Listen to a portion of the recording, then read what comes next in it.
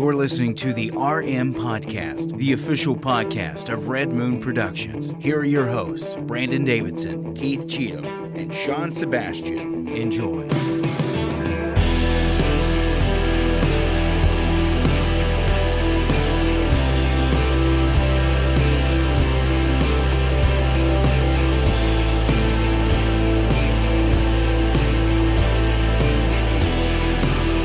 Welcome to your favorite night of the week, Tuesday night podcast night, live every single week right here on all your favorite social media accounts. I am one of your hosts, Brandon Davidson, alongside our normal new host, Sean Sebastian, and Byron Hauser. Byron Hauser is joining us tonight. How are you doing, Byron? Meh. I've been better. Been better? Is that a New York accent? He's from Boston. Nah. Where is that? Nor'easter? Is that New England up there? Were you there for the indictment today? Nah. What do you have to say about that, Byron? I don't know. I don't talk. Well, that's not good for a podcast. That's true. That's we kind of need people to talk. On No. a podcast. People who talk too much. Man, wisdom from Byron. I'm telling you. Words to live by. dropping them solid bombs on us. You got some Jimmy Choo? I don't know what Jimmy Choo is, but the Hollywood Reporter wants me to know. I think it's Who's Jimmy Choo? It's an ad on the purses and stuff. Oh, It just says here's some Jimmy Choo. It's like, okay, thanks, Hollywood Reporter. probably I don't spokesperson ever is need Dylan that. Mulvaney. I got to get rid of my wife's Kate Spade purse now. There you go. She bought a Kate Spade, and yeah. and freaking trans people are the They're all over the trans place. weirdo. I mean, Dylan Is your Mulvaney. wife Everybody knows. okay with getting rid of it? Probably not. She don't even know about don't Dylan care. Mulvaney. Most she people has don't. no idea. Most people, I mean, Bud Light. It's like most people don't. Well, I thought it nobody was drinks funny Bud was Light anyway. real men don't. I thought it was funny because even Real men of genius. those were great ads. That was back when. I got to give crap to Kevin Sorbo though because he quoted on there for one. He was like, well, I'll stick with Bush. Well, for one, Anheuser-Busch owns both. Yeah, that's Budweiser. Yeah. And not only that, but I'm like, why would you even admit that? Nobody drinks Busch is Light. awful, That's too. terrible. Yeah. It's piss water Come too. on, Sorbo. Come on, Come man. on, It's like- Hercules. Drink yeah. some real beer. Drink Gosh. some mead. Drink a Come man on. beer. It's like, screw Bud Light. I'm just going to drink Rolling Rock. Give me some Coors. Which is also still Bush. Anheuser-Busch. Well, yeah. and then even then you Well, have Coors isn't, but Rolling Rock is. AB yeah. InBev. I mean, it's like, and they Yeah. own everything. Yeah. You gotta go for the microbrews. Go for the local. Go support local. All right. Join Public. Is it Public Square? I think is Nathan, the app? yes, we have seen Kid Rock's response. It was fantastic. Yeah. It was awesome. Yeah. It was pretty good. The best way you could respond. It's probably like over 100,000 likes Yeah. now on Twitter. It was I'm great. trying to make. I enjoyed it. Does he have a Class 3 carry license? I think he 'Cause was pulling the trigger each time. I think that was an semi-auto. I think that was an Or automatic. maybe a That 3-round burst, but it was not. I don't think it was That automatic. was the MP5. He had some tracer rounds in it though, because I think that's what I saw. Hitting the lake. Yeah, I don't it know. looked like there were, or maybe that was just the beer exploding. I don't know, but that looked automatic to me. I loved I it. didn't think it was, but it could be. He may tax stamp If he- it. You He know may what? pay for a tax stamp. Yeah. to have Say- it. Yeah. Yeah. He's got a good, He's tr- Kid good Rock. trigger He finger can. if he did. If he's gonna spend one thing, hey, look, instead of going buying a Bugatti or a Rolls Royce, he's like, Yeah. I'm gonna get a Class 3 license and I'm gonna own some automatic like- firearms. And Def Leppard sucks. Ball with the ball to bring it. Best Kid Rock line ever. Joe love it. Dirt. That's it. And Def Leppard sucks. Hey. I like Def Leppard, but they definitely need to quit. They need to No, quit they touring. suck now. Yeah, I mean, I Their saw. freaking drummer got beat up. Did I know, you I see saw that? that. I saw yeah. that. Isn't But he I- one-armed? Yeah. No, Yeah, it was, yeah. oh, No, he's yeah. one-armed. He was beat So up. somebody- that's Yeah, how they beat up a bad it one-armed is. guy, yeah. They beat up a one-armed dude. It was But no, in I New saw York too, wasn't it? No. Was it? I thought it was up in the. Maybe I thought it maybe I'm was, wrong but about I the could be wrong. place. I'm wrong about the I was place. just actually I thought it saw was an in ad Florida. today because they added on like a few places to a tour they're doing. It was and in when I saw Miami. the It was in Miami. Miami, Yep, yeah. yep. But when I saw the photo of them, because they had a group photo for like these Yeah. tour dates they added to their tour they're doing, because they do one every year. Yeah. And I was like, my gosh, like, Yeah. like I know all of these rock stars are older now, but some are in better Yeah. shape than others and can still do it. And when I saw Def Leppard, Yeah. like all of them, I I was know. like, it's like, y'all need to retire. I quit going to their concerts. I 'cause did. they're I so went bad. for a while, but yeah, Yeah. they can't do it no more. They No. don't have that physicality. And they travel, like when they do a tour, it's like it's Def Leppard, Foreigner, Styx. yeah, and, it's all of the and, from Because Boston. each group can only do Somebody like 3 songs before they got to take a break. I mean, they can't do more than that. They They gotta can't do go a get full their, set. That's right. They gotta go take their blood thinners. bunch and of stuff. 70-year-old men's up there rocking out, and I'm like, more Yeah. power to you that you can do it, but Mick Jagger's he's still rocking it, Yeah. man. Him and that leather face that's next to him on the guitar. I mean, I'm telling you. It's like, gosh sakes, guys, give it a rest. Retire. It's okay. Hang it up. love the music, but right. I'm like, You look, can't always get what you want. But dad joke, you can count on it. We get it at least one every week. We I don't have have to. I don't have nothing to. I was gonna hit something. I was like, I don't have. Just leave it alone. I don't have a Bravo It's bad or enough. nothing It for doesn't that. need a. Yeah. It It doesn't need a stands on its follow-up. own. That's right. Well, we're here to talk about movies, Yeah, that's true. We do talk about movies, and we got a good one this week. yeah, I think it's actually. I mean, this is. It's been a trifecta so far of films in a row that we've seen. Yeah. I mentioned it in the crazy. text. On a positive streak. Yeah, I mentioned Yeah. it in the text. I mean, there's obvious ones I think are still going to be duds coming from the future, like going into the future. But it's just I feel like this year so far is a little bit. I have a little bit more optimism for having at least movies that are nothing but entertainment.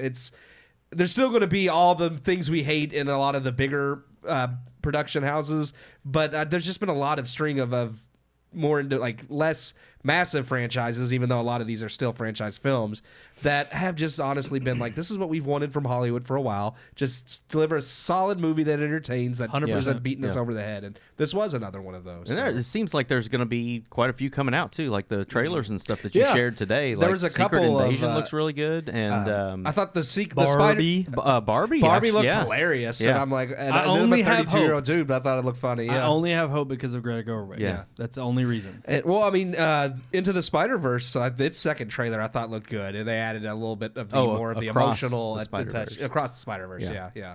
But then we also do have some stinkers. Well, I that mean, we're yeah, gonna of get course, into. because Blue Beetle trailer dropped. I did not get to watch that yet. If you thought DC was going to be I don't think- growing ever yeah. closer to Marvel, well, this definitely certifies it. We'll get into to my thoughts on that for sure too Yeah. when we get to the headlines. But But also, the two freaking. I mean, one was already known well before this week, but Moana live action. It's like, yeah, Yeah, but it's how like long has it been? 5 years? Like, how many years Exactly. has Yeah. it been? Yeah. exactly. Well, because at It's this not even a point, Disney classic yet. well, again, I don't want to get into it until we get there. we're but yeah. teasing a little bit. Yeah, at this point, I think it's about they want the same actors so they don't age out, so they're not waiting, But forever. what is the point That's of what I think. live If you have the same action? exact, if Yes. The Rock and I can't pronounce her name, I'm not gonna try right now. But if they're both the same characters, I'm like, so why not just watch the actual movie? Like, Yeah. the animated flick. it's I don't know, but And then how we'll get much of there. it's going to be animated versus live action? That's always been a testament. Well, it'll to be just- heavily CGI, Right, yeah. So They're going to have that just shiny, a big Yeah. freaking CGI crab, Crab. coming up on I the mean, Yeah. at that point, you might as well are you gonna bring Jermaine Clemens back? Because why not? I mean, if you're gonna bring those two back, If they make the crab look like Jermaine Clemens. that would be. oh amazing. my gosh. That would actually if it has an amazing. actual face. You seen the Yes. Sebastian Crab? Well, we'll get into that too. I guess I think it looks bad. Yeah. But it yeah, does. basically our Yeah. headline is That whole Hollywood. movie looks bad. I'm sorry. Not only Hollywood in decline, but Disney in decline. And Yeah. the other one I was going to mention that Disney's half they've of Hollywood. had news come out. Pretty much. I was just saying, like all the Lilo and others, Stitch. all the others, yeah, that one. Lilo and but that Stitch one is they also doing announced. a lot. They announced that Right. a while back too, and they finally just hired, I think, the actress for it. And so, it's yeah. just sad that I'm like, Actually, I do like the animated movie. but- Oh yeah. well, of course, that a lot of these are classics that, or well, have the opportunity to become classics, but they won't let them I'm die. still. Here's my thing though. I'm still saying, why not do the ones that weren't popular? Do freaking Black Cauldron because that could be an amazing live action movie. Do Atlantis. Do Sword in the Stone. Sword in the Stone, or Yeah. Treasure Planet, which actually was a Oh, little yeah. bit more popular. Treasure but it wasn't. Planet. It was still didn't have the mass appeal as some of the others. The crazy thing is some, well, we're gonna get into Yeah, it. see, We're gonna get. we into gotta it. talk about this We movie do. first. We're gonna talk about an actual good movie. That is yes, D&D Dungeons and Dragons Honor Among Thieves. Yeah. Here is our official review. Okay.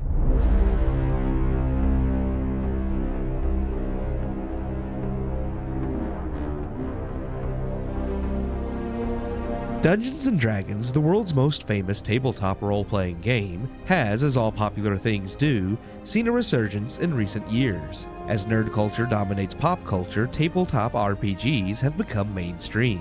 With Blizzard already trying its hand at a Warcraft film, and Amazon developing a Warhammer series, the fantasy genre continues to be a well Hollywood returns to almost as often as comic book films. Hasbro, through their continued partnership with Paramount, has now delivered what is the second attempt at a theatrical Dungeons & Dragons film.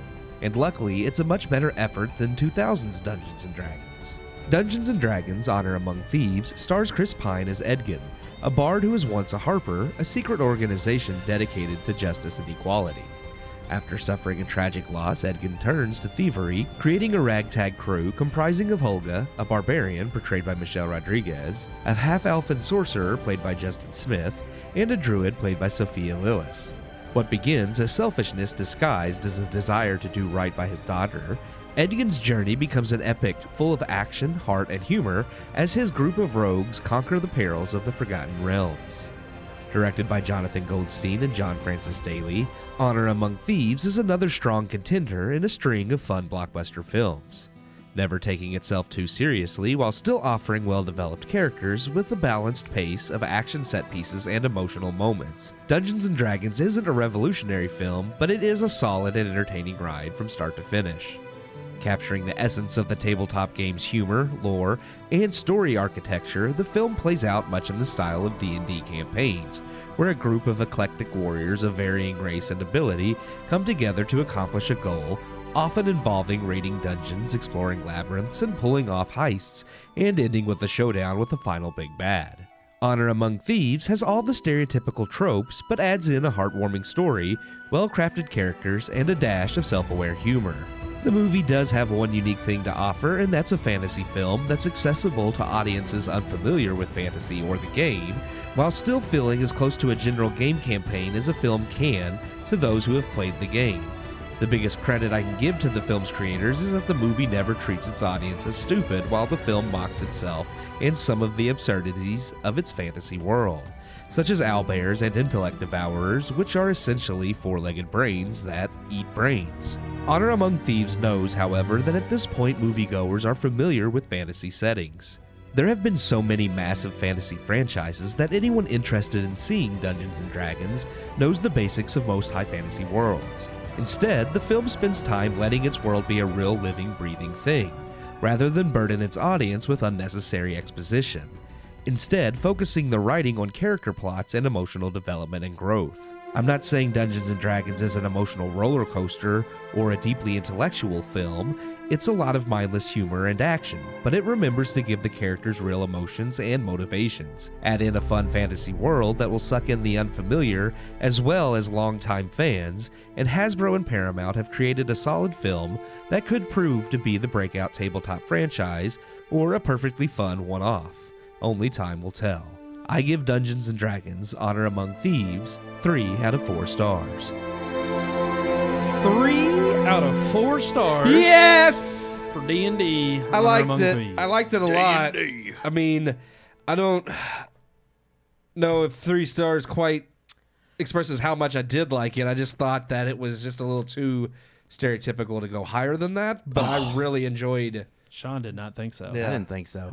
Here's the thing. I'm on the cusp as well. Yeah. I settled on 3, but it was a very hard choice because, I mean, it's definitely a 3-star movie that I will go back and revisit. Oh, yeah, and no. rewatch. And I could Well, even 3's not a bad score. We're No, talking no, but no. yeah. It's not, but it's definitely I could see me going back and revisiting this later and being like, yeah, I like that way better than I originally than I remember. It's one where I think if they do follow up with sequels, because they're already talking about that I feel like if they do a solid series that's not overblown like Marvel, and like they do it and cap it off or whatever, I could go back and see this one being like a really amazing start to something like that. Again, as long as they don't make it overstay its welcome.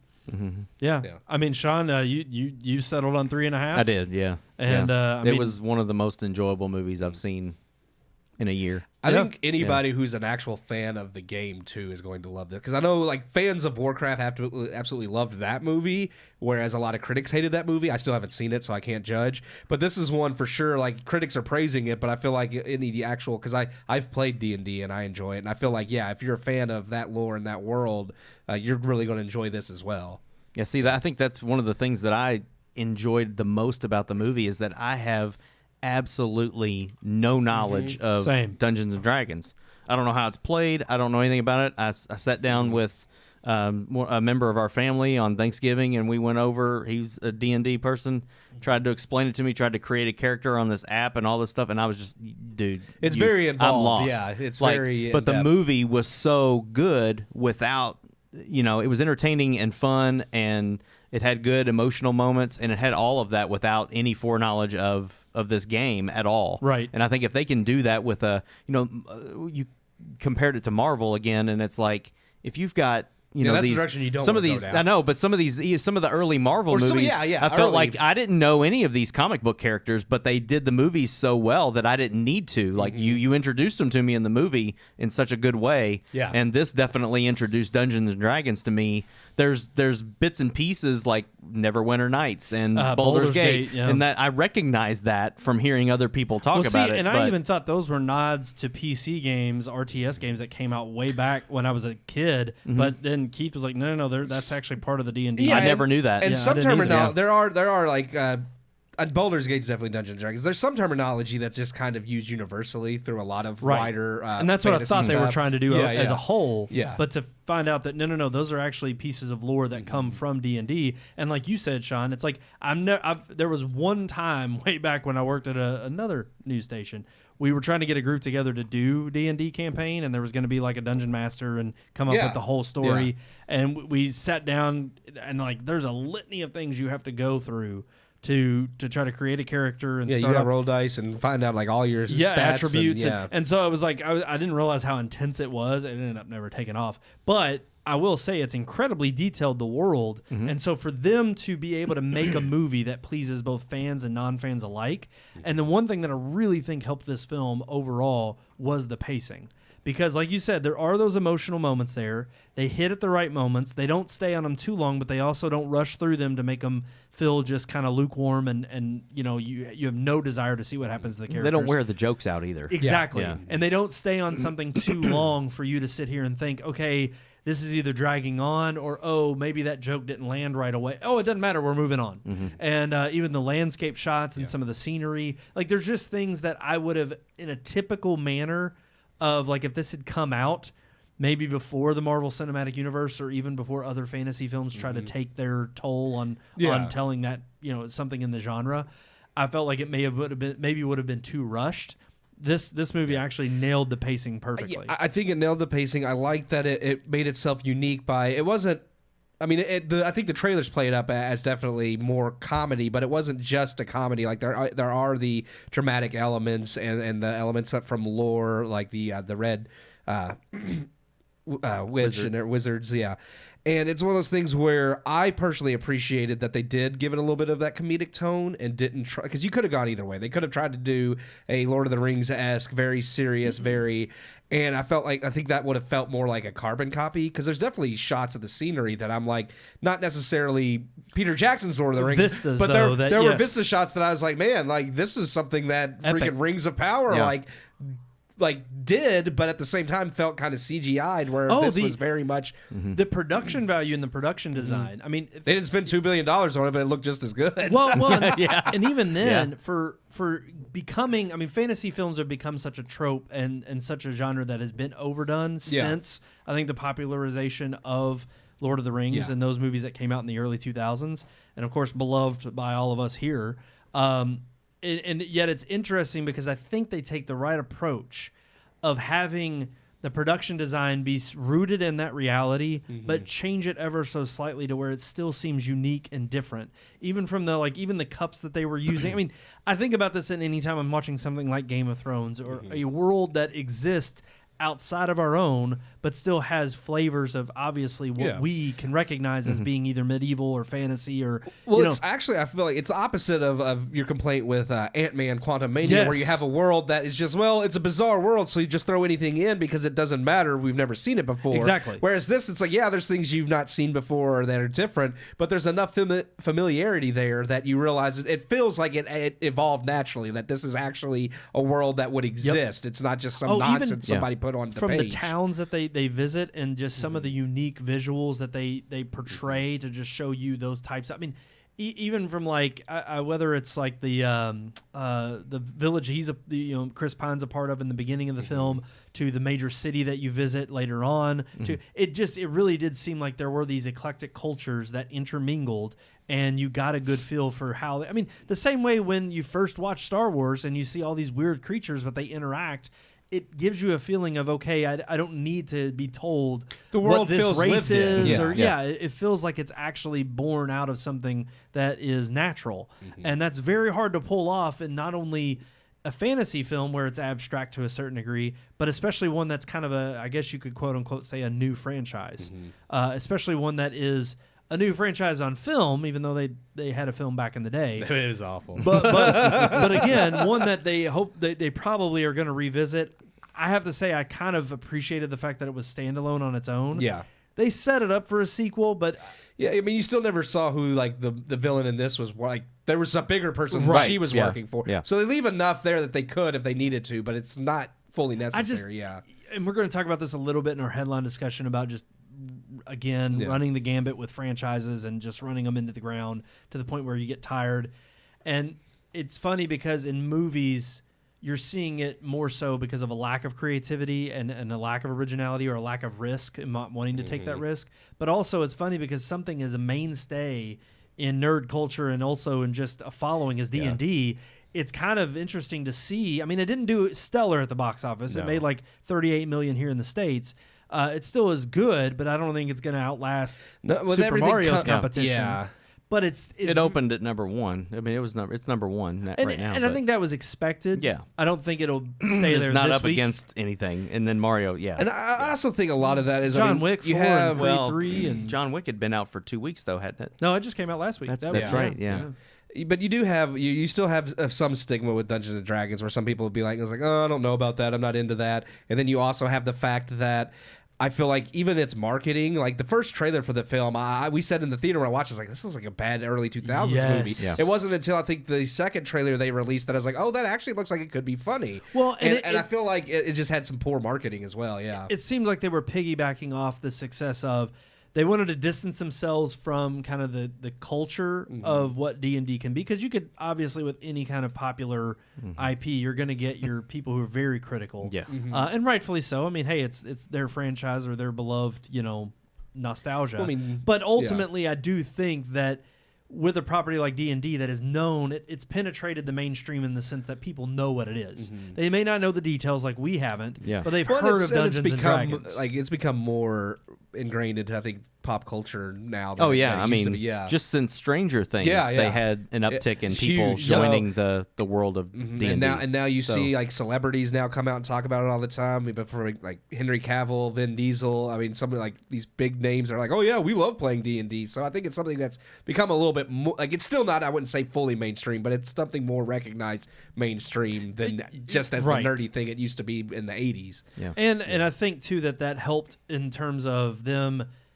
at least tried to get. They knew that fan base, however critical they were going to be, were going to be interested enough to show up. But then it was how they were able to try to, because you even said the humor in the movie is very akin to the kind of witty, just whimsical nature of the storylines that you would come up with as a dungeon master or whatnot. And even I think some of the nods to the actual game you play in real life, they're tropes that they use in the film to kind of display how they, like, again, I don't want to spoil too much, but there's a bridge scene where if you step on the wrong, and the way the guy goes into explaining where not to step and how to step and when you can step on the right thing, it was hilarious. And then of course it just completely, like, the bridge collapses because somebody steps in the wrong spot first step and they're like, sorry. Yeah. And it's like, but you were like, and it didn't hit me till after the movie. We walked out, and you said, Keith, you were like, well, it's just like rolling a one on your, you know, like it doesn't matter how then they elaborate had the to come up setup with a is. creative way to go around it. Yeah. Right. And the movie constantly does that. So, and they do it in an enjoyable way that makes you, again, entertains you, but it also speaks to, I think, what fans already love about the series. They do it in a way, I think, that makes it doesn't feel cheap, because there's sometimes, like with like the plot with the mirror and the plan A, plan B, there's sometimes when it's just like, okay, so why did we even have this plot if it just failed? Like, what was the point of that? But the way they incorporate the failing into the overall plot, so it doesn't just seem like some random thing they did. It's like it feels organic, Well, and it perfect. becomes a huge character development for Chris Pine. I mean, it's a huge monologue, and one of the emotional ones that I appreciated when he's just like, I'm the biggest failure of you all. Yeah. And I'm just like, the way that the whole scene plays out, I was like, they Honestly, took the character development, I think, on all of them, I appreciated. Yes. Even the villain. I mean, they took novelties that I would have, instead of just having the big bad villain, I mean, you have the main one that they're probably after that's kind of the most stereotypical. But even, you know, Hugh Grant's character, I don't want to spoil it, but you learn early on. Yeah. But even his character, the way they use his manipulative behavior in a creative fashion of, you know, turning Chris Pine's daughter against him, I thought that's a creative tactic that you don't see. Normally, it's a just different kind of power evil, and money, and that, you know? right? Well, I love that, because it was It's very a real characters- motivation. Even when like they try to break into the vault and they realize all the treasure's not in the vault, and you realize what's happening to it. It just plays into his character so well that it's like they just nail It's like out of selfishness. Yeah. It's in line with his character, but it's not what you're expecting, because you are expecting something a little bit more stereotypical, and you realize, oh no, he really is just a con man, and it's perfect. I loved it. Yeah, it was very well done. Man, I'm kind of. I know it's I don't know. Yeah, I'm we're on the praising cusp. it even more. I told you guys early at the end of the 3.5. movie. I was just I like, know. I'm saying it 3.5 right now. I'm I didn't gonna have to say- think about it. Yeah. There was only one loved minor it. gripe, and I don't care to say it on here, and people know me anyway. But Yeah. the men were a little pansy-ish, but they make up for it in terms of other. But I think some of that adds to the comedic zone too. That's kind of how I felt. I see what you're saying, Yeah. Right. But I thought the way that they played that off and played into that was, I think the character development helped that, because they go from, I mean, it's not that they aren't pansiest anymore, but they man up a little bit more. They're like, okay. Well, they're Yeah. It's not that they don't have feminine attributes, but there's other masculine traits that come through, and I think showcase what they're able to offer other than just pure strength. And I liked that. I liked that each character, whether it was male, female, or whatever race, it was everybody had a strength, everybody had a weakness. And that, to me, is something that is greatly lacking in today's culture, and we're going to probably get into it with our headlines. But it's just like when you have these very flat, surface-level characters that, oh, well, we can't make this person the good guy because, well, that just upholds the patriarchy, or, oh, we have to put a strong female lead in there. You just get these stupid political tropes that are just to fuel. Well, yeah, when you're more worried about identity politics than Right. creating someone that actually feels like a real living, breathing character, because most people don't just fall into one box or another. People have multifaceted personalities. We're more complex than just, oh, I don't like this thing and I like this thing, and that's it. And I guess we'll move into our headlines because we'll talk about it and how I think this kind of relates to Disney and the crisis that they're in. Yeah, Disney.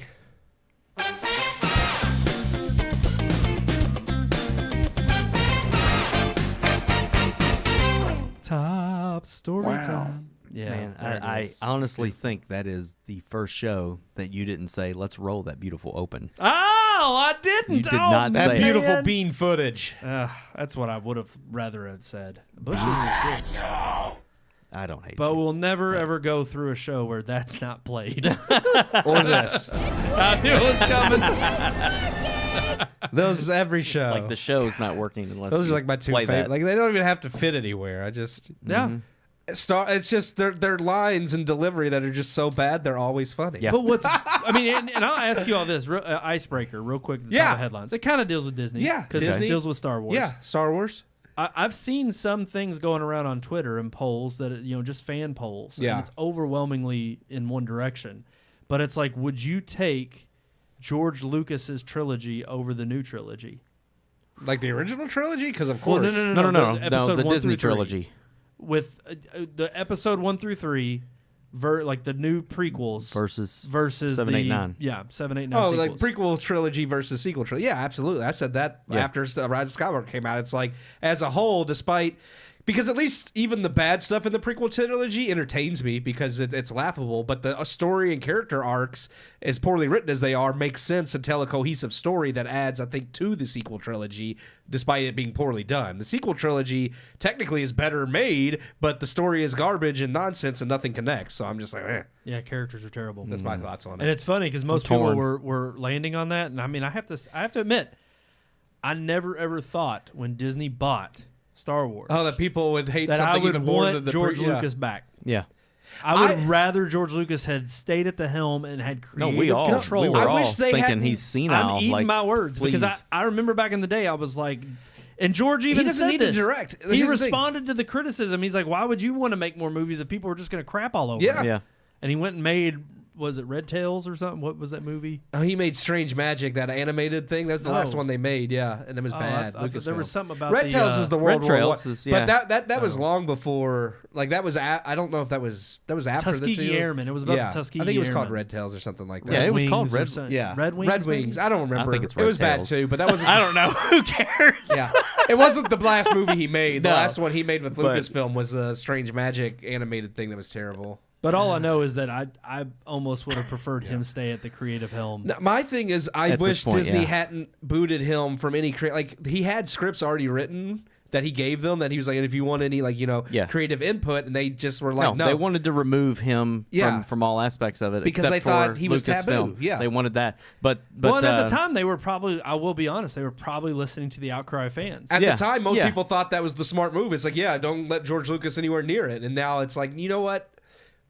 Idea-wise, he is creative. I think if you had kept maybe the story and his ideas and gave it to someone else to touch up and direct, it would have made something probably better. When I saw Force Awakens, I did think, okay, this was the right move because Disney took this back more, made it much more like or akin to the original trilogy than George Lucas's prequels, but then I'm telling you, dude, it was Rian Johnson that literally made me hate the fact. I'm like, how could Disney give this to this guy and let him write this crap? Kathleen Like, Kennedy. how could they go this route? And once that happened, then Rise of Skywalker, they just tried to right the ship. Oh yeah, retcon everything. And I'm just like, that to me, Look, that was a worse move. You can go back and watch our show on Rise of Skywalker. Oh, I And still enjoy praised it. We praised the hell out of it when it first launched. And look, Well, that's because it was undid, better than the last movie. That's because Right. it undid But, Last Jedi. yeah. And I mean, I still like watching it. It's a fun, entertaining movie, but it's as a cohesive mess. story, it is. It is a mess Yeah. though. And I just, man, I look back on that and I'm like, man, I don't know. I don't know. I think it's like you're excited because it's a Star Yeah. Wars movie Well, and it's yeah, the but- last one and all this stuff. And I but was happy at the time Yeah. that they did retcon what Rian Johnson ruined. Yeah. It just, as a whole, looking back at the trilogy, it's a letdown. Yeah. Yeah, it as is. to what they've wasted. The story and even, didn't accomplish anything Yeah. at all No. over all three movies, other than making Rey the last Skywalker. It's Yeah. like, okay, Just the lightsaber battles alone in Revenge of the Sith are better than anything that Disney was able to put together. I think just the lightsaber fights alone. I like There the was snow some- fight. Thought that was Force Awakens. fantastic. I Yeah. do too, yeah. And I actually do like, I mean, it's not great because they kill him in Rise of Skywalker. Or, I mean, in, Last Jedi. But I did like the Red Room fight with Rey Yeah. and Kylo Ren. Like, I thought that was awesome. There was just a lot Oh of no, build-up it's and much things, more yeah. practical. Yeah. Like I said, akin to the Originals, yeah. trilogy. I just thought the over the top fight between I gotcha. Anakin and Obi-Wan and stuff like that was just Oh, yeah, no, you no, can't no. even keep up Dude, with whose lightsabers who's. when- Like, it's so fast. And let's face it, I just think it's everybody who awesome. went and saw Episode 3 way back in the day, I was a freshman in high Oh, school. I love that movie. And I went and Yeah. saw it opening weekend. And I just remember, like, I mean, that's what you were waiting to see for those 20-minute three. lightsaber battle. Oh, heck yeah. It's When they amazing. show up in that volcano From start and to fight. finish, Yeah. Revenge Oh, of the so Sith good. is just Yep. Yoda fighting in the the Emperor. Yeah, in the Yes. Yep. In the Senate. in the Senate. Yeah. Yeah, that was insane. Him doing flips and crap. That was And may amazing. I quote a line that is so relevant to oh today. yeah. This This is how yeah. democracy dies, dies. with thunderous applause. Yes. Ah. But probably the best Think line, about that for the today's best history line lesson. George Yeah. the best line George Lucas ever wrote. It's like that's the only good one he wrote. Yep, true, very true. But no, I mean this is all part of creative decline at Disney, and that's kind of what we're talking about. And most recently, you know, we brought up at the beginning of the show about these ridiculous non-stop remakes of things that aren't even considered classics anymore. Yeah. I mean, these were huge Now hits. they're remaking Moana. That's not been around long enough to be a classic. When you talk about it's a Star popular Wars, movie. it's like, okay, so they took someone else's property, bought it, and then ruined it. Now they're ruining their own crap. Yeah. Like they're ruining their own properties. Their own legacy. Their own legacy properties. It's like, look what Walt Disney created. Let's just crap all over it. Yeah, more or less. Because that man would. I think he would absolutely. You think hate he's it. rolling around in his grave? I think Walt right now? Disney would hate the company that exists today because it's so unlike the world that Disney. Because he wanted to create this bubble of wonder and magic that, you know, when you went into Disney World or when you watched a Disney movie, you escaped everything, and it was just kind of this sense of wonder and reality. That's why the people in suits at Disney are called, you know, actors, and they're not allowed to break character. That's why so many roles that he had was to create this world that felt authentic when you entered it. And it's just like that's gone now from You Disney. don't think drag queens are authentic? I mean, come on. I don't know. Yeah, They don't break character either. Here's the thing. Walt Disney's They not sponsor considered. Bud Light. He's not a man that they consider a hero anymore. Now he's, you know, anti-Semitic and a fascist and this and that. And I'm like, you know, we always throw labels on the brilliant minds that we no longer like because they didn't hold the same views we have in the present. Like you continue to judge people. Oh yeah, they not rewrite, that even rewrite history. not even that his views in the past were bad, but even if they were, it's like you have to judge people based on the time they lived, not on present day. Well, and even then, that's to also take into consideration and think that any of their accusations are whether any of them are true. stand. I mean, there's never been any don't. evidence that Walt Disney's who's Of anti-Semitic. course not. And look, I mean, it kills me because it's like people want to. This is the best thing you can do nowadays is to crap all over the shoulders of giants that you stand That's on. like the new trigger thing now. Anti-Semitic. It used to be fascist and communist, and now you're anti-Semitic. Well, It's like, racism's always like in 2 there. You years, always everybody throw was it a in. yeah, Nazi, too. but it's just funny now because it's like who's a group we haven't really talked. Oh, the Jews. Okay, now everybody's anti-Semitic. Yeah. You better watch out because that's anti-Semitic. It is because I said the Jews. They run Hollywood. Wow. Yeah. Hey, Kanye, I like the he brought Jews. it out. I like the Jews. Jews. I don't I'm like glad you admitted that on Holy Well, Week. because the That's Hollywood Jews I don't consider real Jews. So great. Trust me, all the Jews in Hollywood are not real Jews. that's what I'm saying. Oh, was that They all anti-Semitic? Oh my They God. all admit they don't No. practice. Like with Seth Rogen, there's a couple of them. Seth Rogen and Jonah. They I don't know don't if practice. they're like it's like oh we don't really practice, so we just get high all day. Yeah, I was gonna say So, that's how they practice. So it's like okay, then you're not really in faith. You know, like maybe heritage Yeah. wise. But I mean, what do you think has brought about? I mean, is this a greater view of the picture at large with our culture? It is a crisis of conscience. It is in essence a identity. You know, an identity crisis. It's really what we're facing at the fundamental level in our society right now, is that we have this constant battle being waged, and you have these huge corporations that have their money, have their resources, weighing in, trying to go with the louder voice that is amplified by all these institutions that are way bigger than the average person. I mean, you go out into middle America, and I'm sorry, but there's just people who don't hear about half the crap you see on the news, that the news wants to pretend is at the forefront of what the cultural battles that we are facing today are. And it's all amplified and all nonsense. And yet you find these companies like Budweiser, like Disney, falling in line with these controversies and saying, well, no, we're not gonna abstain like they would have back in the day. Well, no, because now you have these culture warriors going out saying, well, if you abstain, silence is violence. Yeah. And so they double down on it. They invest in it. And the only way truly is to turn it off. But without it being so blatantly in your face, some attempts are. But with some of these properties, it's like you just clearly have, I think, the complete you have the complete evidence of moral depravity at the forefront. It is, okay, we no longer have a leg to stand on. We no longer know what we're fighting for that. that escapism and that world of magic and wonder. So we're simply just going to rest on our laurels of what we know is popular in the day. And every once in a while, something new will come along and maybe it'll catch fire. And then we'll drive it into the ground and we'll make a franchise out of it. And we'll make 4 or 5 sequels. I mean, it used to be that they would challenge themselves to come up with something new and innovative to push not only technology, but art to the forefront of what we had seen before. I mean, so why do you think this is happening? Especially to something like, if you would have told me even 5 years ago that Disney would be in this position, I would have said, no, they're stronger than that. Yeah. They're going to weather the storm. Maybe it looks a little rocky right now, but no, they're going to move in the right direction. They're going to listen to their largest, patron base, which happens to be parents and families. But no, they haven't. They've turned a blind eye to them. They've completely betrayed them and are just hoping that they're all ignorant enough to keep going along to get along. So it's like, what do we do? I mean, why are they going this route, I guess? What has made them choose to go this route?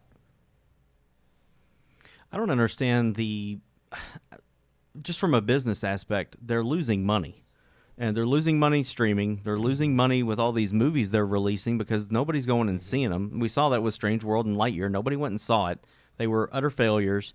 And all of these remakes have also been failures. Mm-hmm. So I don't understand, just from a business perspective, from making money, if you see that this is the way your company is going and you're losing money, consistently losing money, then why wouldn't you make the change? There has to be something else other than money that supposedly they are them. making the change, hence the less is release quality, not quantity. But the only thing that's doing though is if they're not releasing as much content, then they're not spending as much money.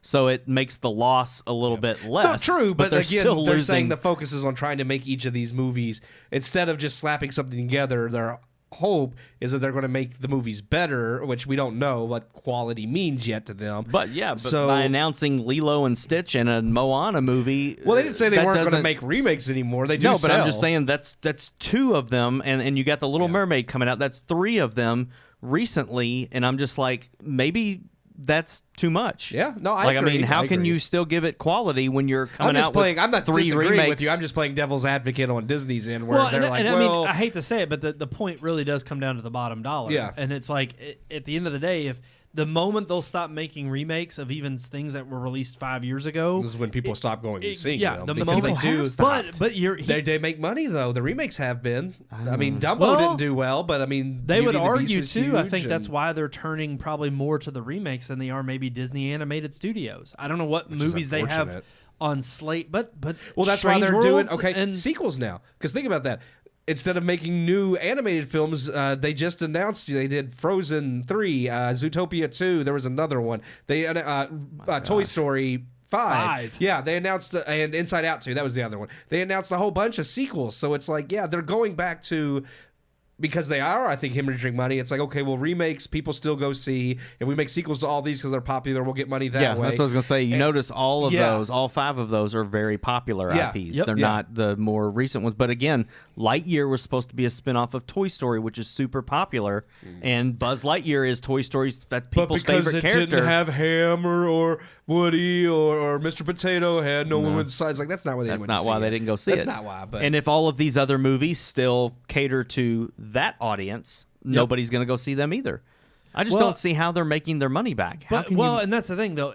At some point, the ship has to reroute. It has to turn because, again, even especially with them ousting Chapek and bringing Iger back in, if Iger at the helm, which he's only at the helm for 2 years, it's like, what's going to happen if even him being brought back, their savior boy, and he can't bring about this change because he just came out in an article today and said, no, we're still going to press the cultural issues that we think are important. So it just tells me that what they're going to try to do is be more creative about how they press these issues into their films. Yeah. But it really does speak to the audience of families and actual film goers who have a moral bone in their body that decide, I'm not supporting this, and the only way to make you listen is to truly not show up at the theater. And I ultimately think that's the only response these people are going to understand. They have to feel such a hit in the pocketbooks. I mean, look, it's no secret. We just covered it last week that Disney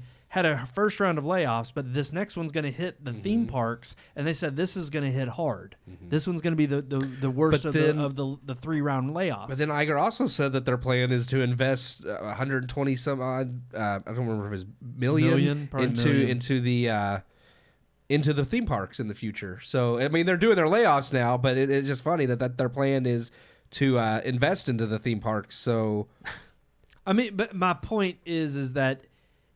Even if they go through the rounds of layoffs, and that's where they say, well, we're gonna cut these losses based on getting rid of those people, cutting it, because it really kind of comes down to the same question of the whole. Well, Elon bought Twitter, $17 billion. $17 billion. What? Yeah. I meant to send that to you all today. From we're currently planning now to invest over $17 billion in Walt Disney World over the next 10 years. Iger said. Wow. Yeah. I mean, it doesn't surprise me because.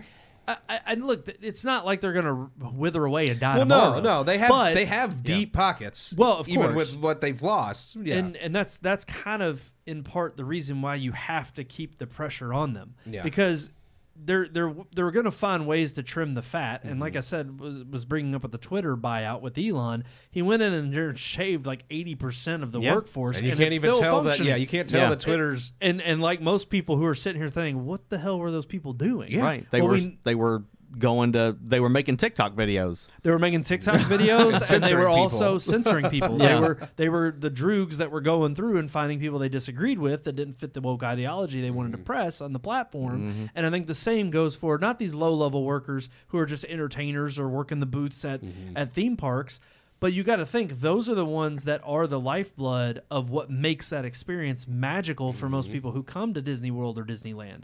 And I think it's really going to take people holding out and continuing to put the pressure on Disney to not go to the theater, go see these remakes, go see these films that are just half baked. I mean, it really is going to take, I think, ultimate equal parts that abandoning, what you thought you could go and see as an enjoyable time in the theater that was kid friendly and family friendly, to going and supporting something that, the problem is now we just don't have the competitors in that space. We know Daily Wire is trying to do Daily Wire Kids, but even with it, coming to the forefront, you still have a long way to go to compete with the likes of Disney. Because as far as we know, they only have one show in the works. So. Right. I was telling my father-in-law that this past weekend after I dropped the kids off in Alabama, we were on our way back, and I was talking about it, and I was like, man, I got to watch everything on freaking Disney before I let my kids watch it. And, and I was like, I want to get rid of Disney, and I was looking forward to Daily Wire Kids, especially since they said by March and April we're going to have however many shows and all this new stuff. Well, it ceases to exist. Right. There's nothing for kids or teenagers on there other than the PragerU stuff that they've got on there, and I mean, like, there's literally nothing there. So I'm not paying for nothing. Well, it's they haven't launched Daily Wire Kids yet. At least with Disney, I'm getting the classics, so I'm paying $10 a month for all of the old good movies. And I know I agree with you completely. My $10 a month, those movies are bought and paid for decades ago. I'm paying for all the new woke stuff. Yeah. But I'm getting something out of it.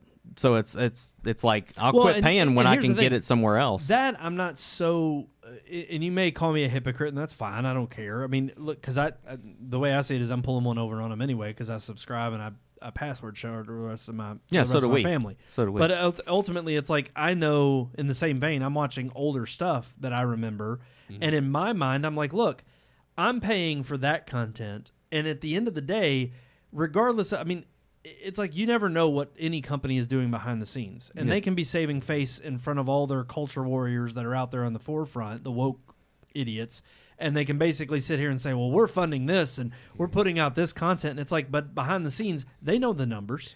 Yeah, they can't refute on a spreadsheet if people are not tuning in and they're not watching it. I mean, that was precisely what Iger was attacking the first moment he got in to take over Chapek. Like, people we're weren't cutting watching the these content new shows. that's going on Disney Plus because half the new crap that's going on there, nobody's watching it.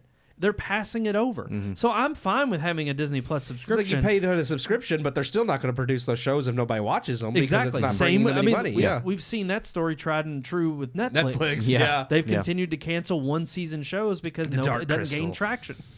Of course. The continual bane. That's the one that hurts. Oh, yeah. That's the one that, like, it's funny. At the side. time when it was canceled because Disney owns the Muppets, people were like, well, I wonder if Jim Henson Company will maybe want to work with Disney and they can continue it. Now it's like, no, let's keep Disney far away from it. Because more or less. I mean, and I mean, all we can say is, look, the only way you got to be the change that you want to see. Oh. And, isn't that a great phrase right there? I'll tell you what, man. Lovey-dovey. Yeah. Be the change you want to see. That's it. I don't know why that's lovey-dovey. I don't know what that. You got to love yourself, man. You got to look in the mirror and say, I want to be better every day. Man in the mirror. Yeah. So I don't love myself because I don't think I'm the best already. Well, if you're on one side of the aisle, you do.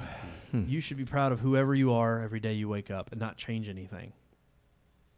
Well, if you're the best, you don't need to change anything. True. Oh, gosh. Here we go. You can't get any better than the best. Yeah. So you're the best. That's how the truth works. Words have meanings, Brandon. The best means best. That's true.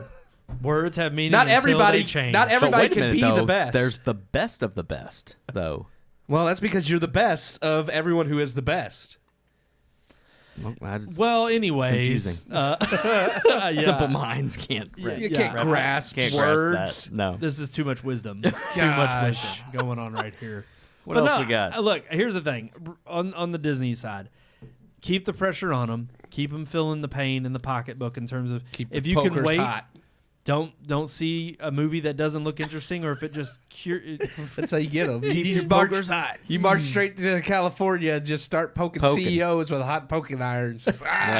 Make better movies. You're branded now. You're branded. They've already been branded. Oh yeah, by Satan. I like a little 666 on the end of the brand stick. They've been marked. I mean, that was going to be my last point on the whole, Disney matter. That they've sold their soul to Satan. Yeah, they did. Well, no, they have. I mean, look, you have to have culture to uphold the societal norms, and the moment you give in to, I think, something that is immoral, or, I mean, it's no mystery that leftism is the woke religion of today. It is the religion that is taken over the mind. It is a mind virus. It has turned people. I mean, look, we had the transgender shooter of the Christian school last week, and I think it proves to you that it takes people who ultimately just need to be sat down and talked to and told that, hey, no, I know this is the way you feel inside, but this is not something that you need to embrace. This is not something that you need to act on, because what we've done in society has taken what has become inconvenient for all of us in a given circumstance and made it our way to pass the buck to someone else's fault or someone else's concern. And we collectively as a society suffer when we don't all stand up together and have a common message. Emotions are now more important than accountability, and be damned whether it's rational or moral. If your emotions have led you to feel this way, then either you're somehow in the right or you're no longer accountable for your actions because, well, you were wrong. And that's not the way the world works. It's not, if everybody did that, we'd all be at war with each other all the time, because it's like, oh, Sean stepped on my toe the other day and said if I wasn't so big and in his way, it wouldn't be a problem. So now we're going, but no, I'm just saying. So now I have the right to go shoot his facts ass. Don't care about your but feelings. I'm just saying, but that doesn't give me the right to shoot. Like if I showed up at your house and shot you, I'd go to jail just the same. I can't be like, well, he was bigoted against. No. So you go to jail and tell him why you shot me, and they'll be like, oh, we understand. He body shamed me. Yeah, he body shamed you. He had it coming. Shit, that's man. exactly what they'll say. He that had guy's it coming. a bigot. Those Christians at that school had it coming because they told her. But that's the thing. Well, Wait a minute. that's what the narrative But is. that's a world of chaos. They told her. Yeah, they didn't affirm it. That's so, a world of chaos. Yeah.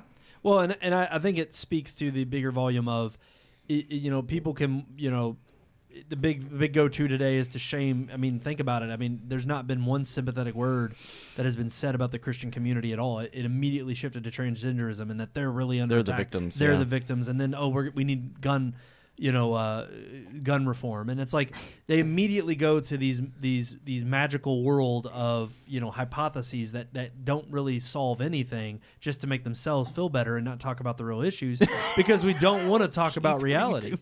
He's just like, I'm gonna look at this plaque. I'm not gonna listen to Brandon at all. He's just bored over there. No, I'm listening to Brandon. He's just mind. I'm listening to Brandon. He's part of the mind virus over there. I always listen. Wokeism. That's the thing. I can multitask. I can listen and do other things. I swear, there's been times where it's like we'll be at the lake and we'll be talking, and he's listening, on his own world, but he's dude. over there like he's just picking at his arm or something. Yeah. And I'm like, what are you doing, man? And he's like, I'm just listening. And he'll be playing with his lighter. Yeah.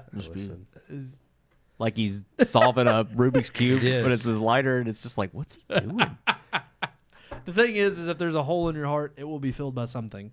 And obviously that's the greatest area where Satan takes an advantage. Now I have another song stuck in my head. What is that? I didn't know I was There's even... a hole in my heart that can only be filled by you. Not by me. What's the song? I don't know Come who on, that Neil. is. If you're watching, I know you know. It's Is it a Def Leppard song? No, it's not Def Leppard. It's God dang it. It's don't called know. Wholehearted. The name of the song is Wholehearted. 3 Days Grace. No. Creed. No. Corn. It's that No, it's not. P.O.D. God, I can't think of the name of the band. Extreme. Oh, Extreme. I don't know that. Yeah. name. Yeah, I don't never heard of I'm- Extreme. I Yeah. don't either. Yeah, never heard it. Okay. Well, Sounds like an awesome band. Neil knows. Extreme. Neil They knows. had like 2 songs Neil knows. that were on the radio, Well, and the rest of them never were. we know. But that anyway, that was one of them. Sorry. until they There's have a a hole change in of your heart, until they have a change of heart at Disney, I hate to say it's not looking too good for their future. And look, The future of the It's world. the way of the future. Disney definitely has a mainstay right now and has a huge 100-year history. However, that does not always mean that that's how it's going to last into the future. And you can be the change. You can be right. the change out there. So we have to keep supporting content creators like us here at the Red Moon Podcast to keep the train rolling, and let's keep innovating and try to create. You know, they content that fired the people can woman who consume. is the head of the CGI for Marvel, but I feel like they still need to do something about Disney's live action CGI because Oh it's yeah. just god awful. Well, I mean, it's funny because I know Nathan and his wife had said they didn't think the Jungle Book looked good, which we thought was crazy because that one I thought that they looked look- fantastic. And Lion King looks good. at the time, it still holds up. Yeah, they do. Yeah. They look really good. But it's like ever since it's like Lion King, they peaked, and after that, like when you look at Dumbo, Lady and the Tramp, now like the CGI in Little Mermaid, I was Oh, like, yeah. because I'm still It's not I had to looking lead good. back to this because that crab, Sebastian the crab, like it's designed to look like a real crab, which makes Right. sense because the animated one, like crabs don't have heads like that, whatever. But it's just it's bad looking.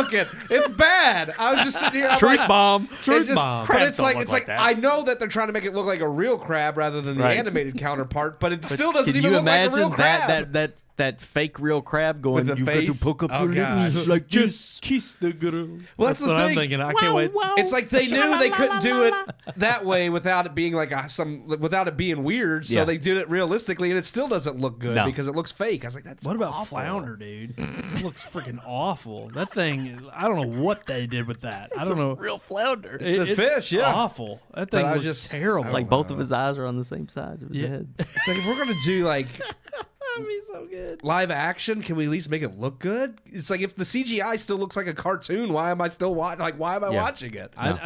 Because it's a powerful message to those little girls of color Let's today. get ready to Dumbo. I need to put that on there. I want that one too. Just think I'll about Lilo spam and I will Stitch. Are they going to spam make that one. Stitch look like a freaking gremlin? He'll like, look. what is it going to He'll look look like like that's where they'll actually it'll be like the hybrid thing where he looks like the animated version, but just kind of like Detective Pikachu or Sonic. Yeah. They'll do that. Yeah. They'll make him look like, and I'm just like, okay. So again, then why not just watch the cartoon? It's inconsistent. Yeah. It's inconsistent across their whole brand, and it's like I mean I hate to say it, they've lost creative direction. They're infusing modern techniques into something that is old and supposed to be classic, and it's like Tale these, as old as time. yes, but obviously the ones they're telling right now have not held up. It's like no, those original classics hold up. It's like we can stick with those and you can create new things. The problem is they don't want to take a risk. They want a sure thing, especially when they are in financial trouble. That's why they are turning to remakes and sequels, because they know these are popular IPs that people will turn around and go see. But at the same time, it's like, okay, you have something like D&D come along, which it's the first movie in that franchise, but who knows where it's going to go and who knows what avenues they'll take, with the luxuries because I found that this is the problem now is you see these passion projects. I think you've seen it now, even with like The Last of Us on HBO or other video Tetris on Apple TV. It's good. You have these movies that are based in pop culture, the pop culture world of video games that are popular. But it's like that's really the only place you can get originality right now. Actually, and so much of it is not. It's not in the filmmaking aspect anymore because it's like, oh, that's a 100-year-old industry. They're going to keep doing their thing, and people will go see it. But it sucks because you've seen it kind of dwindle and it appears in other places like video games, and then movies come back to try to mimic it. Yeah. And now they're actually starting to say, we're going to give this to somebody who really cares about the project. So they spend all this time painstakingly making sure it's going to be a good movie, not like the horrid, video game movies of the past. And then when it actually comes off as decent, then they're like, all right, boom, franchise. Let's make it, let's soak it, and it just sucks. I was going to say, this was kind of off topic, but it got me kind of excited the other day. Have you seen anything about the Gran Turismo movie they're making? Yeah. It actually was it's actually very creative. It's going to be based on a true story of Nissan holds like these competitions, the Gran Turismo gaming competitions, and the winner gets to they drive, and this one, I forget, it's I think the third competition they did, this guy has gone on to become a professional race car driver. Cool. So the movie's going to be about his story, and it's still Gran Turismo because he got his start winning that competition playing Gran Turismo. And I was like, that's a creative way to make a Gran Turismo movie about cars and racing. Take it into the real life racing. But it's based on a true story. And I'm like, see, and if kudos to Sony, because that is, I think, a smart way to go about doing it. And I didn't know that. Yeah, I thought that was cool. We rated, Uncharted was decent. It was okay. Last of Us, I'm not a fan of, but I understand why people like it. It is very well made. I will say that I do fully understand why people like it. I think the game's better, but agreed. But at the end of the day, too, it's like for them to take these creative licenses and try to find ways to expand their brand, but they're doing so in a way that I think pays respect to something. I mean, that's at least something that I can respect of Sony in general. I mean, they're again a post-World War II, sensation, global, corporation that I don't think has completely lost sense of their values when it comes to creating good products. There's sometimes where their products I think are expensive and maybe not, I think, the best in class, but Sony still has a good name and good brand recognition apart from even just PlayStation. And I just think that, it's like, okay, if you at least take those creative endeavors and turn them into something that can, I'm thinking Ford v Ferrari with, the Gran Turismo name and a true story slapped on it. Yeah, that could be very entertaining and very fun. The only thing I'm hesitant on, but it's going to be a different film for this director, so I feel like they could pull it off, is Neil Blomkamp is the one making it. But I'm like, but here's the thing. It'll be better than something like Elysium or District 9. But District 9 was great. I love District 9. District 9 was great. His other movies were just more of the same, like dystopian. Yes, that's what I'm saying. Chappie? Everything after District 9 has been dystopian, sci-fi, District inequality. 9 kind of was too. It was, but that's what I'm saying. Like, he did that thing really well, and then he tried to do it with Elysium and Chappie, and it's like, at least this is away from that genre, so maybe, like, if he can give us something with the same quality as District 9, I'll be happy. So, but we'll see. But it just, the final point I'll make is it's just interesting to see these old guard. I mean, look, just today, I think today is the day that the WB turns 100. So it's interesting that here it is 100 years of Warner Brothers, and you have these huge iconic film studios that have, they were the ones who were at the forefront of innovation with this new technology. Yeah. And here it is, they've lasted this long, and now they're kind of starting to rest on their laurels and just keep the cash flow coming because they don't have reason to innovate, simply because as long as they put out something that's going to make money, then that's all they care about to keep their cash flow going. And there's something to be said about that in terms of being on the business side. I understand. Oh, yeah. But when it comes to truly pushing the medium forward to a new generation and creating that class of wonder, and it's going to take a new class of directors and again, risk takers when it comes to I think studios. That's why I like some of the smaller studios, even when they can be hit or miss, like Blumhouse, A24. Yeah, A24 can make some of the worst movies, but they've also made some of the best movies I've seen. Annapurna. That's what you get with the studios that are more independent, willing to fund unique ideas. And I think it's going to take a new wave of small production studios and indie artists. I think the indie artist scene is going to come back in full force. And it's funny because I think it's going to be that they have deeper pockets than they did when they first hit the scene in the early 2000s and you had an indie rush. Well, those movies are making bank. Like everything Blumhouse and A24 puts out are made for, like around $10 million. And then they make great. Yeah. You got like a $10 million budget, but you're profiting, getting 50 million or more gross. It's like those are, yes, it's not a lot of them are hundreds over of millions. Yeah, some of them Right, are yeah. over 100 million.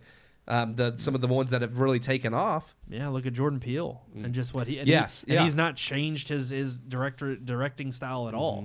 And he's made a name for himself in that. Well, regard. look at Greta Gerwig. We're just talking about her. Started off, smaller, and now like she's kind of becoming a more well-known name. So there it is. I think the proof see. is in the pudding. It's to support indie artists, and of course, you're still going to have. You don't like figgy pudding? I like pudding. I don't Figgy like any pudding. kind of pudding. I don't think I've ever had figgy pudding. I haven't either. I don't like something I've never had. I would be hesitant to try it. I would try it. I've never had it. I know it from the song. Yeah. All right, I think we're ready to move on to our relationship segment. I like pudding. I do like chocolate pudding. So vanilla. I like. See, I don't like Vanilla and chocolate swirl. Yes. Oh, I like so some. good. I'm not so much on the chocolate, but when you put it with the vanilla, because it cuts some. Because the chocolate sometimes is just a little too rich. Sometimes I'm in the mood for both. I'm in the mood for texture thing. Yeah, I like Not banana taste. pudding It's too. the Oh texture. man, banana pudding. banana pudding. I'm Oh an old man. gosh. Banana pudding, man. What about you like Jell-O? I don't. Care Yeah, I for can eat Jell-O. Jell-O. See, that's the thing for me is I'm not a big Jell-O fan. Cherry or strawberry Jell-O? I don't like much more than that. Strawberry. Lime. Ugh, I hate lime Strawberry Jell-O. watermelon is I like my favorite Jell-O. lime. Ooh. But strawberry over cherry. Lemon Jell-O. I just don't care for Jell-O. No. Yeah. Oh Probably gosh. lemon. Lemon and lime. Ugh. See, I'd rather have those because they're just generic, and I'm okay with that. Well, you are generic. I'm just Jell-O's Jell-O. Here's our relationship segment. Let me tell you about the birds and the bees and the flowers and the trees and the moon up above. And a thing called love. I'll let you do it this week. What are we doing? Ooh, Yan goodness. Yan. Sean Yan. I burped. Shanyan. Sean Yan. Let's talk about AI. Yeah. We're diving into it again, guys. We brought it up. Like we've exhausted real relationships, so we're just gonna start talking about this kind. I like AI. Artificial. It's artificial. That's right. And that's all I need. Human relations with an AI. Will it What's happen? the Is future it look coming? like? What's it coming to? Oh, it's definitely going. Well, it's already has Are started we happening. AI? We might be. We're all plugged into a matrix somewhere. Dun, dun, dun. That's true. Yeah. I think that's what happened. We're plugged into a matrix, and it somehow got a virus, and that's why everything's going Woke. to shit. Yeah. Yeah. It's like what if you found out that wokeism was just a glitch in It's the like matrix? some Trojan. it like was virus. never I intended. think that was It was never honestly intended. where the term came from. Was like you need to wake up. Like the whole point of Neo. Oh getting no, to that the is real- that is kind of like wake up to reality, Right. But it's The problem is wokeism is the mind virus. You're not awake. You're you're dreaming. That's and right. It's just a facade. But I mean, we as far as AI relationships go, I definitely see that happening in the future because you already have people with who are like they have those like. What are the animatronic dolls that you can buy? And the one guy who had the little AI app in Japan that he was quote unquote married to, and then they did a software update and she couldn't talk anymore. And it was, yeah, it's funny. It's a hilarious story. It's a fantastic story. But he kept Wow. her. But he kept her. He wouldn't update. that's real love great. right That's what it there. was. He didn't want to update it because he didn't want the look to change. So then it couldn't talk anymore. So then he just had a mute wife, and it's like, so what? At this point, because you wouldn't leave your real wife if she went mute. And I'm like, so you have an AI wife whose whole point is because she's artificial. I would think the point of the AI is you're lonely and you want something, so you just turn to Companion, artificial. yeah. But then it goes mute. And What it's if like, it can't? well, Yeah. It's like, well, yeah, he loves can't communicate her. with you, then what He, good is but it? he loves her, so he didn't want her to change. He didn't want to update it, so now she's mute. And I'm just did like, a, it was the wildest. I have to find it. It was the wildest story I've read. I But did, if I there's did an already update. someone alive today doing that, the future of relationships with Is it AI, an upgrade or a yeah. downgrade, though? Well, no. He said He's the a beta vows. tester. He's What Yeah. happened? That was the beta version. No, it's like I did an update. She's got Tourette's now. But I'm sticking with her. She twitches every once in a while, and I've lost a pinky because of it. She bit it off. She bit it off. What is it, like a robot? It's like I was got a mouth? Well, she's got to feed her, or he's got to feed her, I guess. I thought it was just a computer AI. He said an app. Yeah, it's okay. Oh, I had to look it up. I was thinking it was like an actual No, went along with the doll. It is like an app, and it has like I guess some type of visual. I don't know if it's on the phone or whatever, but it had like a visual, and it had like an update or whatever. But the update was going to change I guess you could design how they look and everything. What if it changed the way she looked completely? Then it's like, I didn't fall in love with you.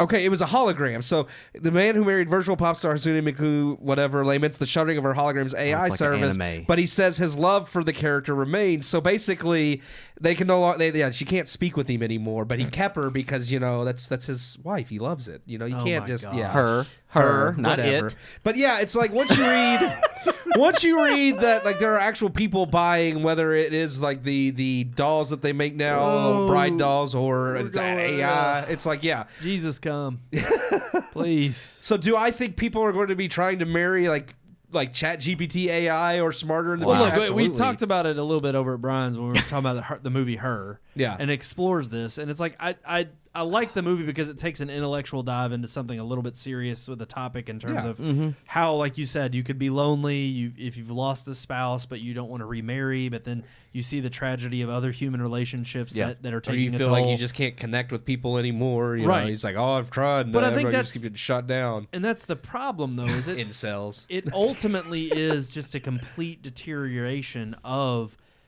pushing those boundaries out of your comfort zone, and it's becoming more and more insular of it is the ultimate form of narcissism. It's like, okay, I'm going to design something completely around what I want it to be, and even if I don't like it completely, I'll change it. I'll manipulate it to where it is something that I can put up with and live with. And it's, honestly, as a whole, it is completely unhealthy for society in general, because I know people are like, well, if they're just sitting in their house not bothering nobody, just let them be married to their AI. It dehumanizes But it's like, everybody. now you're creating a world where, we already talked about it now, where everybody's glued to their phone or to their cellular device and they're not interacting, and you talk to people through chat rather than in face to face.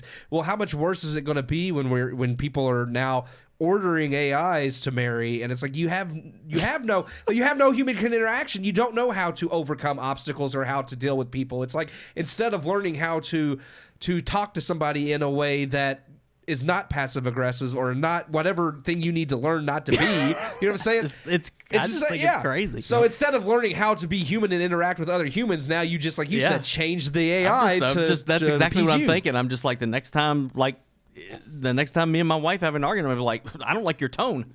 Yeah. Fixed. Like, you no longer have to self-evaluate yourself Yeah. and see if it's something that you need to change as a person because you're in the wrong. Now it's just No. like, well, swerve. Absolutely and not. that's the problem with, I think, AI in general, and ultimately this mix of VR and AR and the idea of creating a world that's augmented, because the idea is that, again, you're enhancing, quote unquote, the world you already live in, but It's if you're another way to escape completely reality, detaching yeah. yourself from reality, there is nothing tangible for you to return to. Then ultimately you are divorcing yourself from any kind of human interaction or feeling towards other humans, and ultimately towards humanity in and of itself. Yeah. You don't need to procreate, so you don't have to have kids or learn from their responsibility. Your entire world is centered around you. So when it comes to dictating who you elect, or if there even is a self-governance, ultimately the form of self-governance would be you and your little pod in your own world. Let's say at this point, where we're you putting create ourselves it. in the matrix. Oh, of course. And ultimately, to the degree that we get to create our own world and our own rules, and then if we ever have to take, because that's the thing, this is what we're learning with the trans movement, in the sense that you can't escape reality. You can try to create all of these form factors that get you as distant from it as you can, but you ultimately have to come to terms with the world and the laws of physics that you live in. And so when you try so much to remove yourself from that, you eventually come to the point of having to get out of your pod, having to go and eat, and having to actually use the bathroom, which I'm sure they'll come up with catheters and all these ways which you can. I'm sure they'll find ways that you can plug you in. It's like literally, people are now like moving towards plugging themselves into the matrix. That would actually be a really good idea for a Matrix prequel. I've already thought of a movie. You go back and just completely say that we're the ones who hooked ourselves up, and then and then the machines finally. Well, that's actually some of what I liked about. I know it's divisive, but some of the fourth one is the idea of, well, do you let people just stay and escape reality, or do we tell people the truth and let them choose? Right. And I think that's the sad thing is, we're now instead of society saying, no, you need to cope with reality, learn how to handle situations. They're saying you can modify learn how and to change it. It's like, no, you don't need to cope with reality. Just escape reality. Exactly. Like your reality is what's more important. Elon Musk tweeted that out. Yeah. He tweeted that out this past week. He said, if you don't like reality, don't live in it. Yeah. And that's just scary. And that's it's the world, absolutely because the thing is that's the facade. The facade and the belief of thinking you can escape reality, that's the absolute farce. There is you can't escape it. Yep. You believe that you can, and you think that you can, and there may become technology that gets you ever closer to it, but ultimately, no, you can't. And once you run hard, like face into reality, and it hits you square in the face, it's like you're in for a rude awakening, and that's where you get outbursts and you get people who then react in the most atrocious ways because, again, in their mind, the world should react in the way they want it to. Well, when reality comes crashing down on them and they panic, because that's what it is, that they panic and realize that's when they do lash out because they're being forced to cope with something that they've not had to cope with their entire life. Truth. Yeah. It's just when you take truth and make it subjective, right? And everybody can have their own truth. Well, then, when you hit that wall and realize, wait a minute now, maybe what I thought or what I believe isn't the truth. Somebody's telling me it's not. Then that would, it would make you insane. It's so interesting because the fascination is on this facade of freeing oneself and being able to choose all of these, when in reality, it is ultimately putting the shackles on yourself and chaining you down to living in a certain, lifestyle that doesn't bring you any meaning. It doesn't bring you any kind of fulfillment. It simply allows you to just exist. And you exist in delaying the inevitable, ultimately until you do feel like there is no purpose. And then you get to the ultimate decay of society where Canada's gone, and they create not just pods to live in a virtual reality, but pods to kill yourself. Yeah. So it's like, oh, you're done living. You've experienced enough of life. You're ready to just go on and leave this earth, thinking that, in whatever world you've created, oh, it doesn't matter. I'm done. I've had all I could take. Reminds me of the suicide booths in Futurama, and it's like everybody talks about Simpsons, South Park, all these satirical shows, and everybody's like, it's crazy how they predict the future. It's like, it's not that they're predicting the future, it's just the reality has become just as ridiculous as satire, and when you can see the trends, and when you know the trends of just like how things degrade, I feel like that's exactly what we are doing. It's like things that were considered satire in the early 2000s are now reality because we just continued down the trend of depravity. Now, even though we kind of went into a very particular form of human relation with AI, let's take it on a little bit of a more mass population scale in the sense that, okay, say you... Is it going to kill us all? Yes. Well, of course, we know the Terminators are coming. If we allow it to... But no, let's take it to the extent. Why wouldn't it? I would. In a mass population scale, if people are like GPT, for instance, it's like, okay, people have made the decision. We're not going to go the route of living in a false reality, at least not yet, or having AI relationships that are taken, seriously. But we're going to go and talk to an AI that will feed us information and talk to us pretty personably as if it is sentient, even though it's just a huge database that's very well crafted. Yeah. It's like, okay, but then what now are the dangers of that kind of AI? We kind of touched on it a little bit in the multimedia segment. I'm not saying that it's wrong. I'm saying for me personally, it's something that it's a door that I don't want to open. Same. Like, it's one of those things. Sometimes you see things that you're just kind of like, I think I'm going to stay away from that because I think that could lead me in a different path. Yeah. And AI is definitely one of those things. Even VR and dabbling in that. Once you do that even if you do that for a couple of hours, you forget where you are.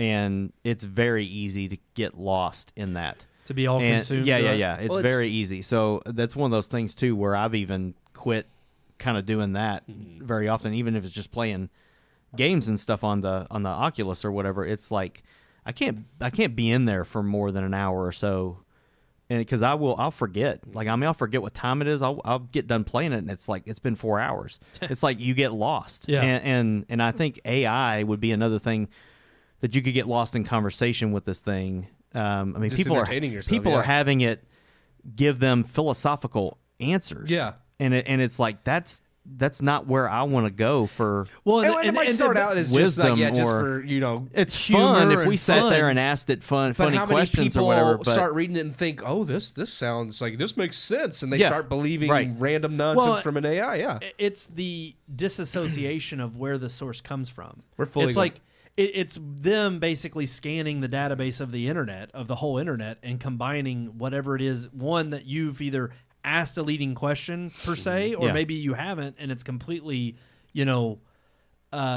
it's completely neutral as to how you asked it, but it's going to present something based on what it is you're looking to find. And so it comes back as seemingly intelligent, but what you don't realize are what are the sources it pulled from, and ultimately are any of these contested? Because it's not like the moral quandaries we have today are some newfound essence of human life. It's like we've had these for millennia and generations of generations. And so it's kind of a situation of, as we develop into a form of a mass information, highway, unlike what the internet was back in the 90s, but now it's becoming so concise as, I can ask anything. It used to be just Google, but now I can go and ask these serious questions, and the answer that I get back, I may personalize to my own liking. But yet it's feeding into exactly what I'm pigeonholing it to be. Yeah, it's going to be an aggregate of all the sources it pulls from, plus whatever it learns from you as you ask questions and whatever. Exactly. It's like, plus you also don't know, again, the idea is that it's neutral, but again, whatever programmers, just like Twitter, right? Twitter's supposed to be neutral until they get in there and discover that it completely isn't. They change the algorithm. So whoever's developing or designing or programming for the Chat GPT or any AI, obviously it's going to have whatever biases are programmed into it. Right. And people will say, well, we're not putting any biases in it, but people are always biased. You're always biased in one way or another. It's very hard. That's the thing. That's why we try to hire, elect politicians that we feel are putting constituents before personal gain. Yeah. And that's why anything we do, but there's always going to be that little bit of bias there that you have to be alert for. And AI is no different, because if it's not sentient, and we don't want it to be sentient, then it's just going to... It can't. No, that was my next question. Do you think AI can ever get to the point where it can decide something other than the decisions that have already been programmed into it? No, I think AI could still be dangerous in that it's obviously going to go through what... I don't think it can go anything outside. Will it program itself, I guess is what I'm saying. I don't think it'll be self-programming or sentient in that manner, but I do think it could come to dangerous conclusions based on what it's been programmed into it. Self-programming. I mean, it already is to a degree. Yeah, I mean... but, I mean, that's what machine learning is. Mm-hmm. But I just think it still comes down to variables and ones and zeros in that machine learning that ultimately are inputs. And granted, I mean, that's what... Computers are just giant calculators that do really great number crunching on a massive scale. And at the end of the day, it's like behind it, I don't think there's a tangible, like a chance of it becoming the sentience of its existence. It seems like will be to us, but no more than a doll that has been animatronically made to look like a human is any more of a real person. It's like you can get very, very close, and I think it will become very scary how close it gets. But there is still going to be a distinction between an actual human person with a soul and that which is a manifestation of a machine. And so, I mean, again, that's where I'm like, I think you could scarily look at a scene like The Matrix where the machines are walking around and all they're doing is just incubating these human bodies. But it's like, but you could even sum that up as being, well, that's a program that the machines know to keep going and to keep these things in these pods and keep them in this world and blah, blah. I mean, there's ways about which I think it can turn negative very, very quickly. But ultimately, no, I don't think it's for any greater purpose. Like, I don't think there's a chance of a rise of like a... Not like Skynet and like Terminator, but like even, I would say, while the movie's not as good as Isaac Asimov's works, but like iRobot, all of that was... again, it going by programming. It said, I'm programmed to do this, this, and this. I can't harm humans, but I have to do this. And through programming, it came to the decision that, oh, well, the only way to accomplish all this programming would be to wipe humanity out. And I'm not saying it's going to get to that extreme, but I could see, if AI was a threat, it would be in that way, in that, that however people ignorantly programmed it, not looking at all the variables, it came to a conclusion that, that's already happened. I mean, they put them two AIs together decades ago, or not decades ago. It was at least...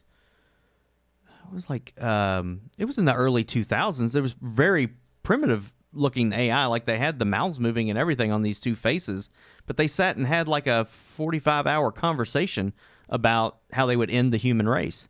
And it's insane to think that that's ultimately to save the world, getting rid of us was the best option, and these things sat there and talked about it. Again, that goes by the mindset of, I think, the programmers, though, because there's a lot of people out there that are like, oh, well, humans ruined the Earth. Or in the way in which it interprets things, data sets on the internet. I mean, it's an aggregate of all everything this is connected to the internet. So is our nuclear arsenal. Well, and that's what I was going to say. This thing from just saying. For me, the greatest threat would be hacking.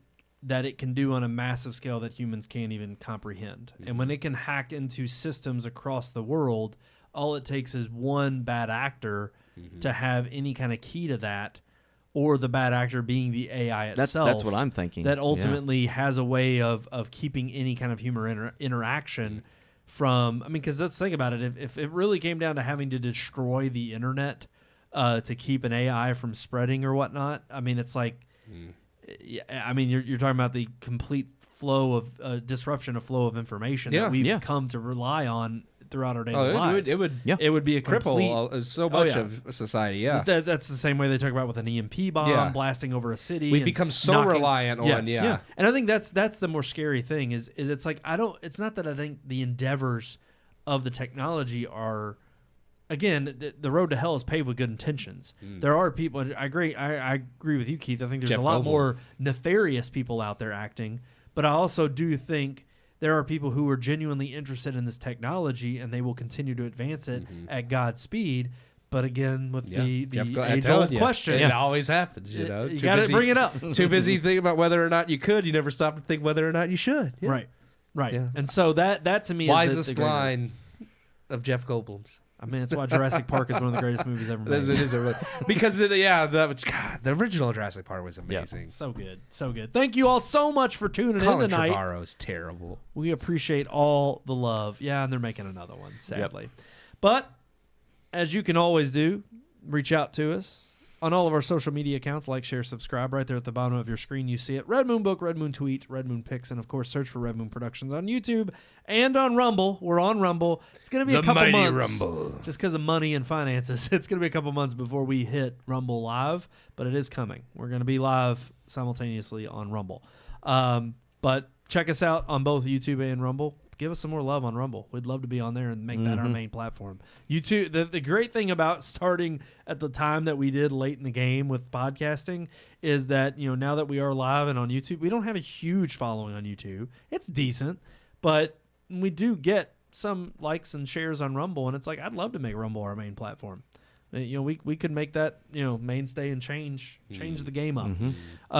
It'd be awesome to grow on Rumble and become a huge success on there, and then even see companies being like, hey, you want to be on YouTube? No, that's okay. It's like, hey, love to have that choice to say no.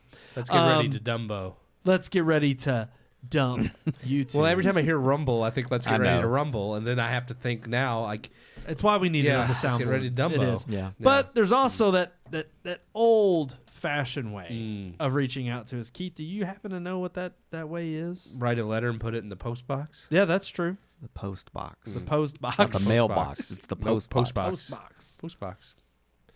Yep. Okay, Kevin Costner will come on horseback and carry it to where it needs to go. That's right. You could, I guess, send it electronically if you don't feel like using a pen and paper. You know, you just type it up and shoot it through the interwebs before AI steals it. AI's going to read it, so keep it clean. You could send it to RMPodcast at redmoonproductions.com. You sound like you got a little I love the in your rasp. throat. I do. I like the rasp. You like it? Okay, okay. I can. I've been doing the rasp on purpose, but a little bit more. Oh, he's getting it. RMPodcast at redmoonproductions.com. Yeah, I prefer the rasp as well. I do too. Okay, I like that one. That was just beautiful all around.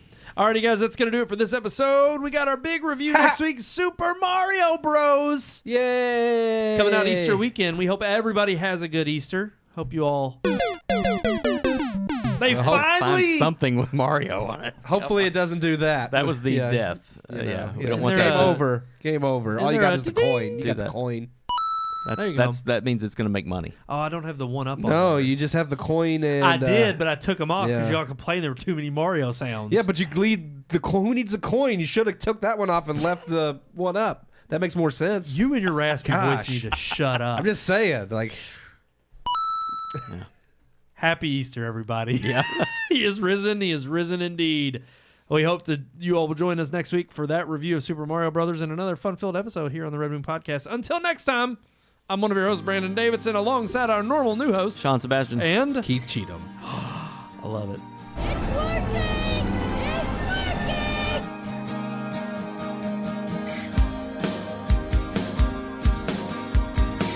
We hope you enjoyed this week's episode. For more reviews, previous podcast shows, and everything Red Moon, visit our website, redmoonproductions.com. You can also like us on Facebook or follow us on Twitter by searching for Red Moon Productions, LLC. We'll see you at the movies.